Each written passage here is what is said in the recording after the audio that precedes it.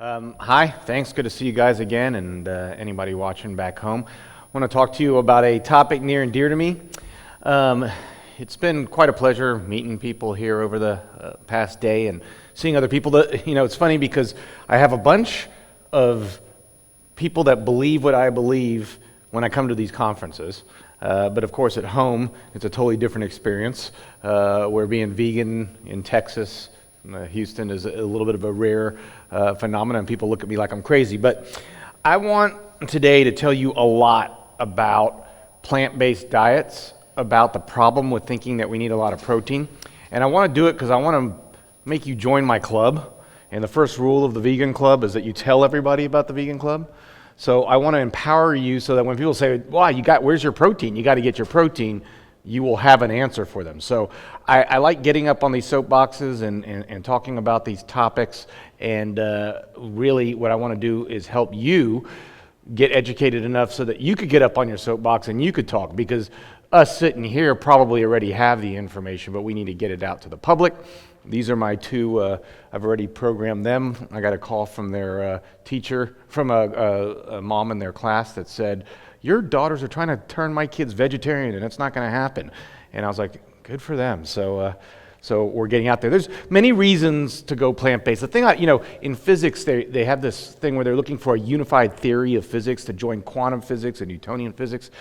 We have a unified theory for making this world a better place, and that is a plant-based diet, whether it's looking at ethics, whether it's looking at the health of the environment, or whether it's looking at the health, but at our health. But today I want to speak exclusively about our health.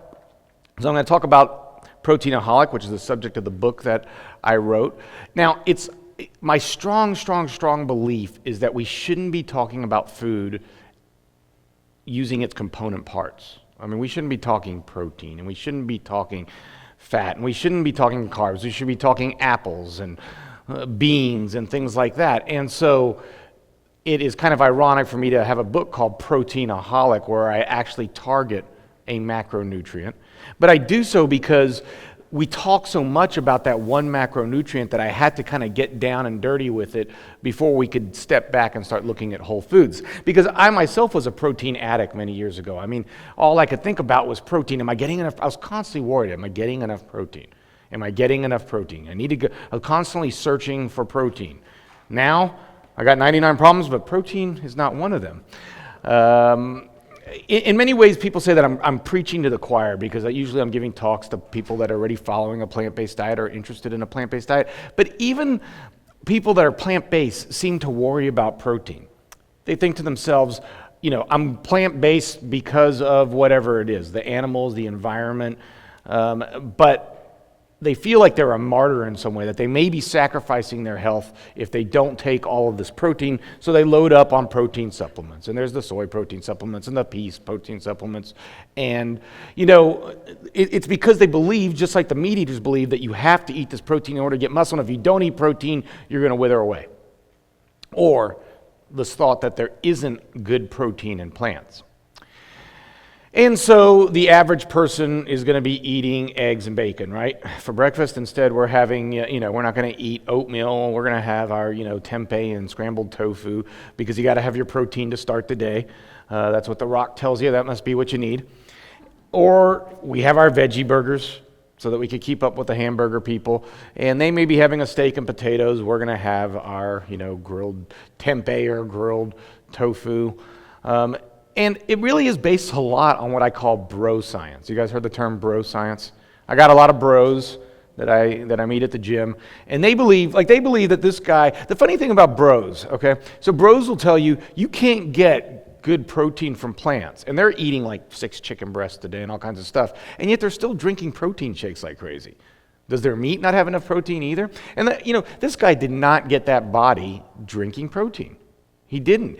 He got it from steroids, because that's the vast majority of these guys. If you see really huge guys are using it's a really big problem in another topic. And you could see he goes to the gym all the time, he's working out all the time, and he hasn't done an experiment of doing that without drinking the shakes. He just thinks he has to drink the shakes because his bros told him he had to drink the shakes. And if you look at his legs, The protein's not helping the legs. He's just skipping leg day. And so, this problem is not, looking at someone who's really big because they drank the protein shake does not mean that's how they got their body.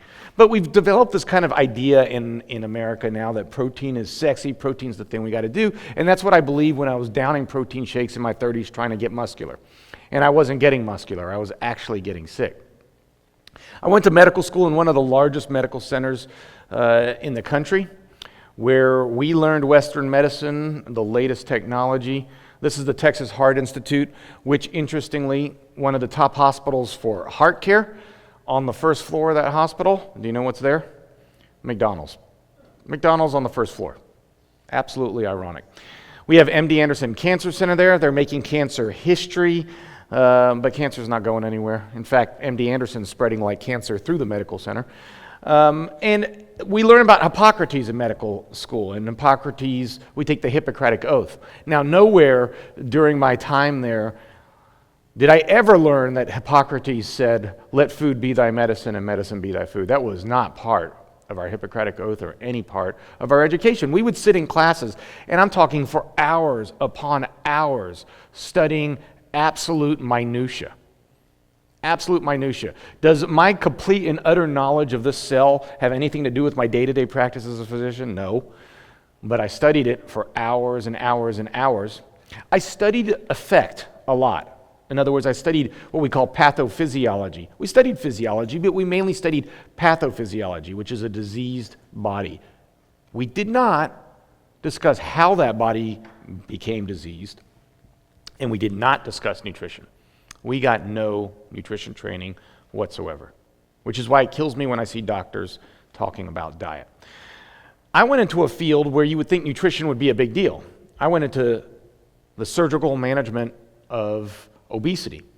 And yet in the surgical management of obesity, there was no discussion about nutrition. In fact, I wrote a book, The Expert's Guide to Weight Loss Surgery, where it's all about surgery. Now, there's one little chapter about diet. I studied the surgery part unbelievably, but I didn't study the diet part. I just put down the zone diet because that's what everybody told me that you do. So I had a layperson's understanding of diet at the time. So I said, eat a hell of a lot of protein. 30% of your plate should be protein, and only 40% carbs. So it's essentially a low-carb, high-protein diet. And this is what I told people to do. Because in my mind, we're dealt a broken human body. The diseases I encountered had nothing to do with nutrition. It had to do with bad luck, human design. We were designed poorly. And it was my job to fix it with a knife or with drugs. Do you know, it's amazing, but America represents 5% of the world's population, yet 75% of the prescription drugs. Because we live in a world in America where everything's about Western medicine, and all Western medicine is thinking, how can I fix your problem, not how can I prevent your problem? And so we're giving pills to everybody. Congratulations, sounds like he needs a little Ritalin. I'll write you up for it. And then in the little bottom cartoon it says, "Oh, it looks like he stopped crying." And he says, "That's the Prozac is working." But that's what we do, right? We give one drug and then we chase the side effect with another drug. But over time I started to notice something. Everybody was coming into me with hypertension and sleep apnea and arterial disease and heart disease and diabetes and cancer and irritable bowel syndrome, and of course, lots and lots of people with obesity. And as I looked at these people, I always do food logs.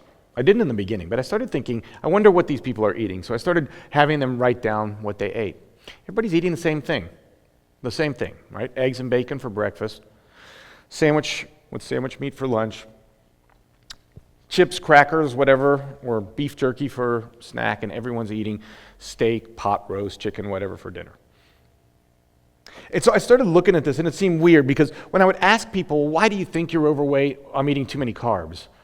What are you trying to focus on in your diet? Protein. I need to get protein. And even now, I'll tell someone, I want you to eat an apple for a snack, and then I'll get their food log back, and there's no apple on there, but instead there's, Fiber One protein bar. And I'm, why'd you eat a Fiber One protein bar? Well, because it's got fiber and protein. You told me I need fiber, and I know I need protein. I'm like, yeah, look, it's got fiber and protein, but it's also got all of this stuff, all these chemicals. That's not what I want you eating. And vegans were just as bad. And business, you see it now, right? The, the businesses know that we are looking for protein. It's everywhere. They put protein signs on everything. Come get your protein. This is a patient of mine. I promised her that she would be forever shamed because I'd had this talk with her many times, and she came back in and she'd gained some weight, and I looked at her and I was like, what's in your purse? And there was a protein bar, so I made her throw it away and told her she would be on national talks. But to give you an idea of how messed up our concept is, I had an interesting patient come see me, and she's a very intelligent patient, and she's from Ghana. And she's an engineer, and she's been in America for 10 years, and she comes to see me, and she's overweight. And so I say to her, why do you think you're overweight? And she says, carbs. I'm like, well, what are you eating every day? So she says, well, for breakfast I have protein. I'm like, okay, let's stop for a second. I hate when people say that. For breakfast I have protein. No, you didn't. You can't eat protein. You're eating a food that might have protein. Like, I feel bad for the poor, waiters at restaurants who get me as their client, and I order a salad, and they're like, would you like protein with a salad? Have you guys had them do that? And of course, my wife's like, oh, here we go. And I'm like, what do you mean by protein with my salad? Well, do you want steak or chicken? I'm like, well, steak has more calories from fat than it does from protein, so you ask me if I want fat with my salad?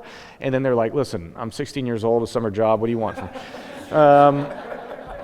But anyway, so I said, I don't want to know protein. What are you eating? Oh, I'm eating eggs for breakfast, and I'm eating chicken for lunch, and I'm eating, steak for dinner, and I'm really trying to get my protein. And so I said to her, how can you say you're getting fat from carbs? You're not eating any carbs. She goes, well, I'm from Ghana, and my friends come over from Ghana about twice a week, and we have a Ghana-style dinner. And that looks like this. And it's very high in carbs. We do sweet potato stews and beans and things like that. And I'm like, well, that's what's making you fat? She's like, yeah, I think that's what's making me fat. Okay. Now, I knew something about Ghana at the time because I was studying for my book. And Ghana only has about 5% obesity rate, extremely low obesity rate. And they've done some really good studies that the more fruit you eat, the less weight you have. And so I knew this about Ghana. So I said to her, well, have you been back to Ghana recently? She was like, yeah, I went back last year. And I was like, and were people overweight? And she was like, no one was overweight. I was the most overweight person there. People were looking at me like, oh my God, you're really overweight. And she goes, what's interesting? I was there for 2 months, and I actually lost weight. And I was like, well, don't you understand that that's how you should be eating? How the people in Ghana eat? These big, beautiful meals that create these very fit, beautiful people? And it almost clicked, but she's still worrying about protein because it's so ingrained in our brain. So back to a little bit to my story. So I was getting married. I don't have a lot of good pictures of myself. You could see I was a bit chubbier back then. But I decided I needed a life insurance policy, and I went to get that life insurance policy checked, and I failed the life insurance policy. And this blew my mind. I failed the life insurance policy. I had hypertension, I had diabetes, and I also had this problem where I went to the optometrist, and I had this ring around my eye called arcus senilis that meant that I had really high cholesterol. And so this killed me. I was like, oh my God, what have I been doing? I need to rethink all of this. So I really started reassessing everything. And I thought to myself, well, we think we need a lot of protein. But don't we get a lot of protein? And I looked it up. Yeah, we get a lot of protein. We get more protein than just about any other country in the world. Well, how's it working for us? It's not working very well. Because despite getting more protein than any other country in the world, and despite spending almost double to triple what other countries spend on healthcare, we have the lowest life expectancy of any of these countries.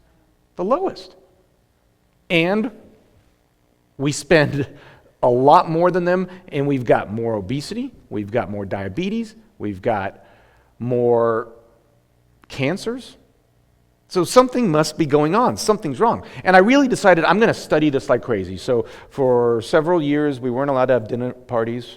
My dining room table became, my wife took this picture because she was getting sick of me sitting in all day studying all this stuff. But it became a quest. Why is it like this, and what can I find out? And what I found out is this. I found out that people are fed by the food industry, which pays no attention to health, and are treated by a health industry, which pays no attention to food. And if you want a very, very bright example of this, the government puts out the USDA My Plate. And they say that we should be mainly eating vegetables, fruits, and grains. That's what we should mainly be eating. They have that stupid word protein there, but at least it doesn't say meat like it used to before. Now they say choose plant-based sources of protein too. So that's good. What the hell milk is doing there, that's all money. But anyway, let's put that aside. So they've got that plate, right? They're telling us that we should mainly be eating fruits, vegetables, and grains. Now, the government subsidizes food, right? We should assume, if we were a common sense society, that money should be going to fruits, vegetables, and grains, but in fact, that's not true at all. Money's going to meat and dairy and sugar. Look how much fruit and vegetables get. And a lot of that grain expenditure goes to feed animals. So we don't put our money where our mouth is. If we're going to change the health of this country, if you're going to change your own health, you've got to get outside of the box. You cannot think like an American. You got to think like somewhere else. And you got to start thinking differently. What comes with the steak? Cancer, heart disease, your choice of rice, pilaf, and a baked potato.